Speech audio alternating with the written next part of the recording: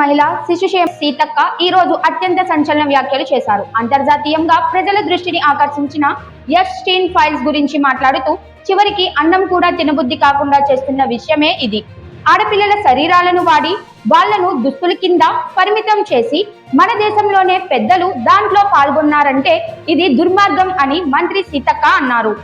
మంత్రి చెప్పిన విధంగా కొన్ని దేశీయ పెద్దలు ఈ దుర్మార్గాలను దాచుకోవడానికి అమెరికా వంటి దేశాలతో రకరకాల ఒప్పందాలు చేస్తున్నారని, వాటి వెనుక ఉన్న రాజకీయ ఆర్థిక ప్రభావాలపై ప్రజలు అవగాహన పెరగడం అవసరమని తెలిపారు.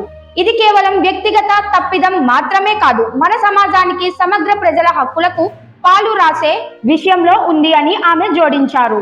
ఈ సంచలన వ్యాఖ్యలు సోషల్ మీడియాలో వైరల్ అవుతున్నాయి. నెటిజన్లు ఈ అంశంపై గాఢ చర్చలు జరుపుతున్నారు.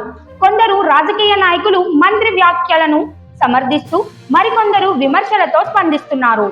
మంత్రి సీతక్క ప్రజలకు, న్యాయ వ్యవస్థకు మీడియా ద్వారా తక్షణ చర్యలు తీసుకోవాలని, పిల్లల హక్కులు భద్రతను కాపాడే విధంగా ప్రభుత్వాలు స్పందించాలి అని పిలుపునిచ్చారు. RCTV7 న్యూస్ నుండి ఎఫ్ఎస్టీ ఫైల్స్ ఆడపిల్లల హక్కులు, రాజకీయ ప్రభావాలు అనే అంశాలను కవర్ చేస్తూ తాజా అప్డేట్ అందిస్తుంది. ఎప్స్టీన్ ఫైల్స్ అసలు అవి చూస్తే అన్నం కూడా తినబుద్ధి అవుతలేదు. అలాంటి దాంట్లో మన దేశం వాళ్ళు కూడా ఉన్నారంటే ఇంత దుర్మార్గం. ఆడపిల్లల శరీరాలను వాడుకోవడమే కాకుండా మాంసం ముద్దలు చేసుకొని తింటున్నారని ఆ ఎప్స్టీన్ ఫైల్స్ చూపిస్తుంటే అసలు అది గుర్తుకొస్తే అన్నమే తినబుద్ధి కాదు. అంత దారుణాలు ఉన్నాయి. మరి అక్కడ అందులో మన దేశం వాళ్ళు కూడా ఉన్నారు అనేది, కొంత పెద్దలు ఉన్నారు అనేది వింటున్నాం.